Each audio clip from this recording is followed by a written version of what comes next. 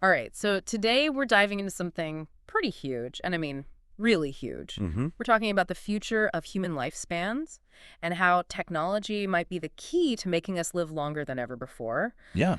or, possibly even cutting them short, tragically. Right.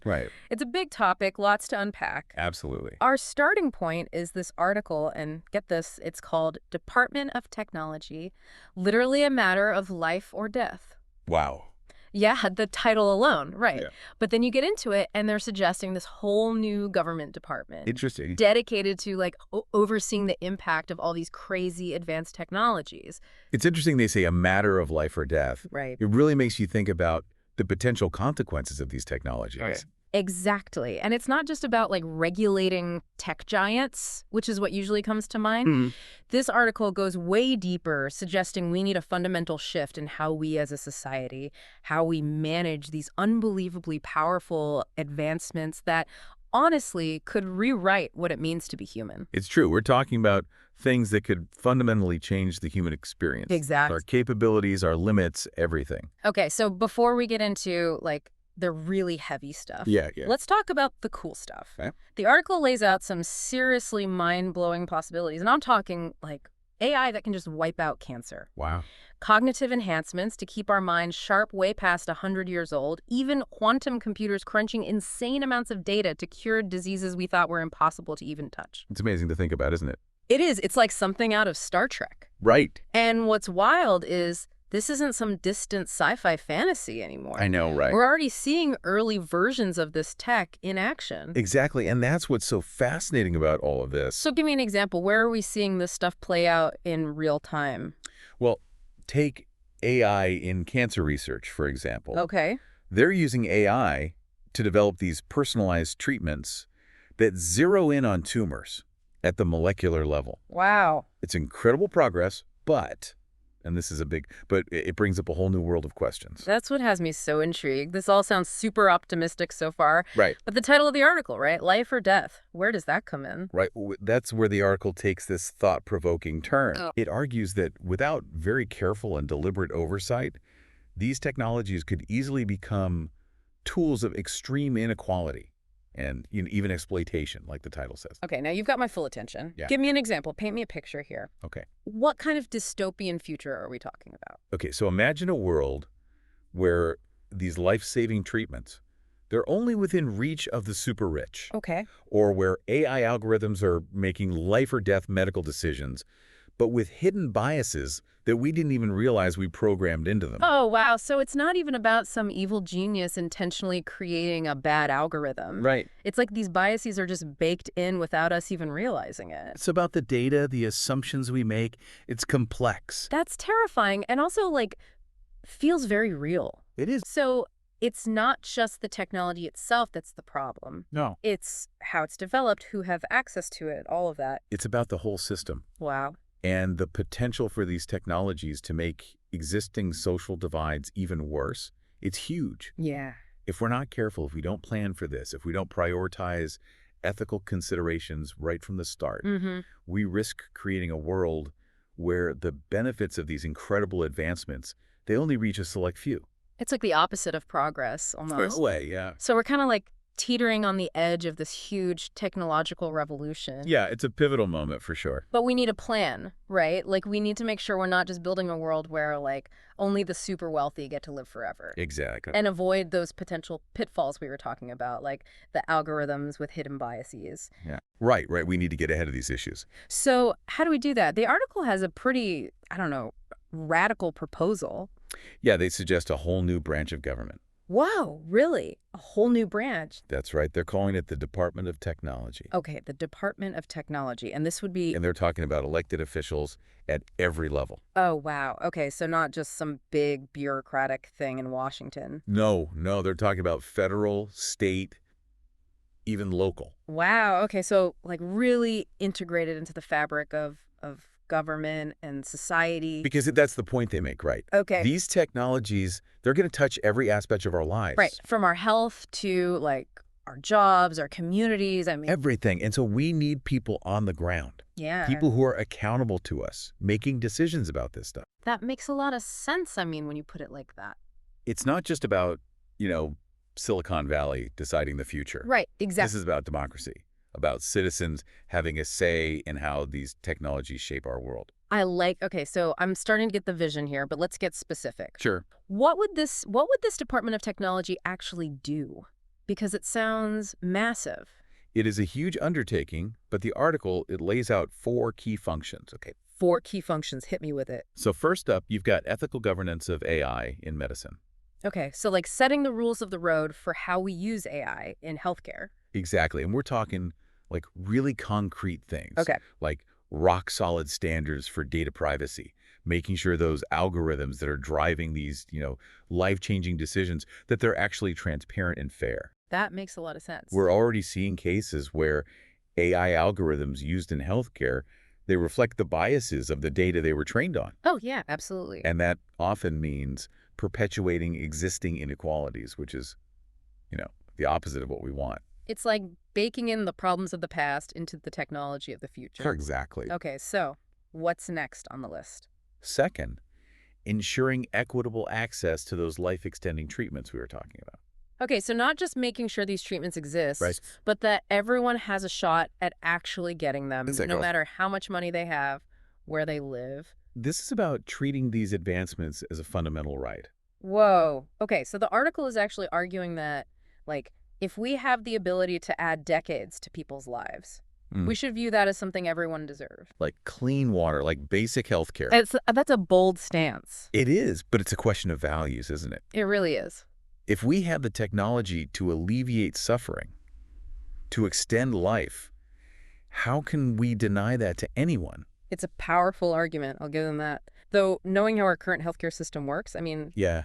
I imagine this would be a pretty massive hurdle to overcome. Oh, absolutely. The article acknowledges that. Yeah. It recognizes that the existing inequalities in our healthcare system, they could actually be amplified by these technologies. Right. Right. So it's not just about developing the tech. It's Yeah. about fixing the systems around it. Exactly. It's about making sure those systems are actually just and equitable. So this Department of Technology, they would need to be really proactive, working to ensure these advancements don't make those inequalities worse. Okay, that makes a lot of sense. All right. What's the third function? Protecting the public from exploitation. Okay, and that's especially important when we're talking about something as, like, sensitive as longevity, right? Absolutely. I mean, people are desperate for a longer life. I can see how that could be exploited. Oh, absolutely. And the article, it specifically calls out this risk of predatory marketing, Right, right. targeting people who are vulnerable, who are, desperate for a cure or just a chance at a few more years. Especially with the rise of all these longevity companies and startups popping up, it feels like a Wild West out there right now. Yeah, it's a free-for-all. So how would this Department of Technology actually, like, regulate that? Well, they'd need to have some teeth. Right. They'd need the power to investigate claims, to shut down bad actors, and most importantly, to make sure there's complete transparency around these treatments, Okay. both the risks and the benefits. So it's like having a dedicated watchdog Exactly. to protect consumers from all the misinformation and potentially, like, really harmful practices. Right, because right now, there's really no one looking out for the average person in this space. It's true. Okay, so we've got ethical AI, we've got equitable access, we've got protection from exploitation. What's the fourth function? This one's big. It's about the actual regulation of these technologies. Okay, so like setting limits on what can be developed, how it can be used. The article actually compares it to other heavily regulated sectors, like nuclear energy. Oh, wow. Okay, that's a pretty serious comparison.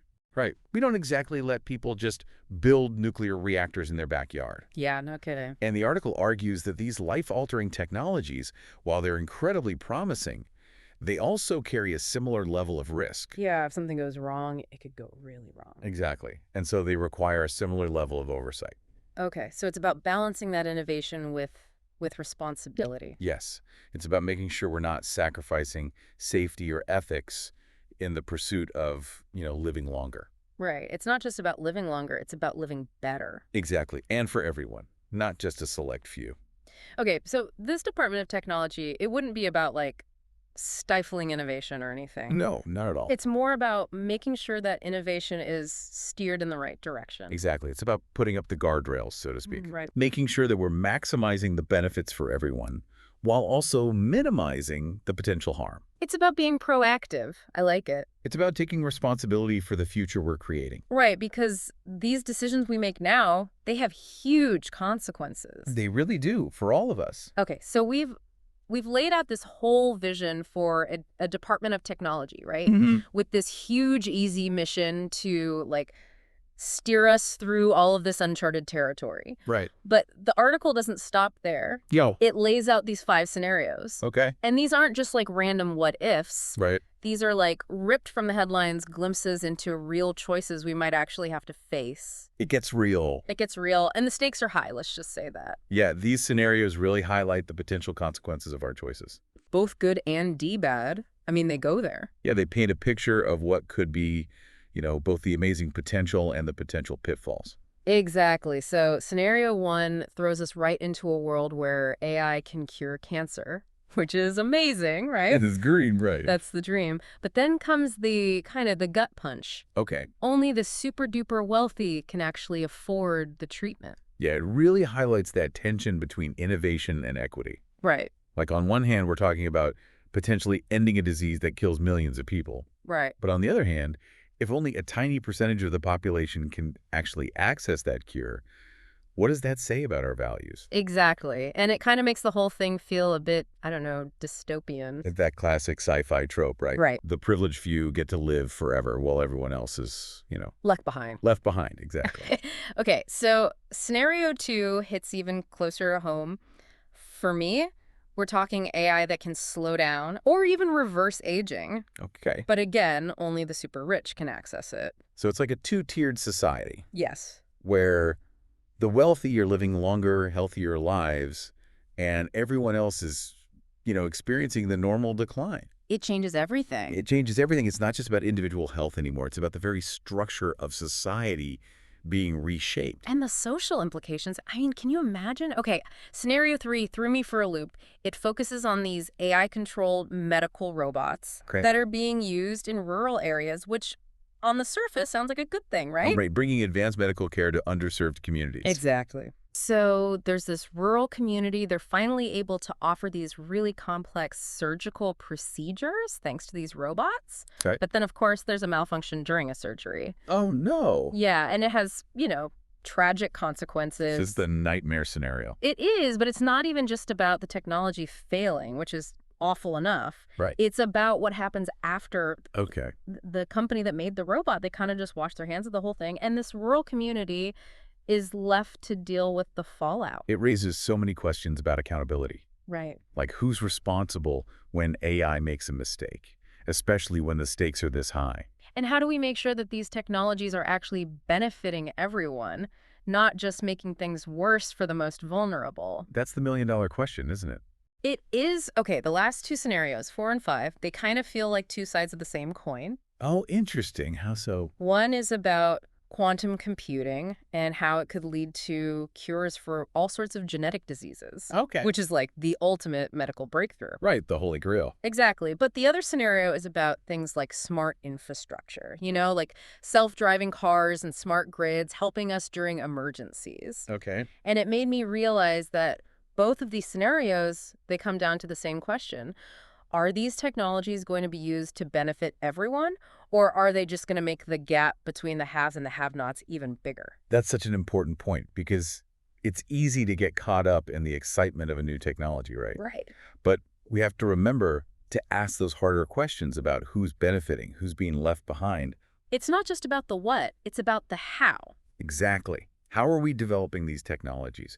How are we distributing them? Who gets to decide? It's a lot to process. It is. But Yeah. it's so important that we're having these conversations now before it's too late. Right, because these aren't just like hypothetical future problems. No. These are decisions that are being made right now Today. that will shape the world for like generations to come. It's a big deal. It is a big deal. And it's on all of us to pay attention, to get informed, to make our voices heard. Exactly. And that's what we're trying to do here, right? Start the conversation. Absolutely. Because this isn't about like being afraid of progress or anything. It's No. about making sure that progress benefits everyone, not just a select few. Right. It's about making sure that technology is a force for good in the world. And that's on all of us. So after hearing all of this, what do you think? What kind of future do we want to create? How can we make sure that everyone benefits from these incredible advances, not just the select few? We'd love to hear your thoughts. Hit us up on social media, join the conversation, and until next time, stay curious.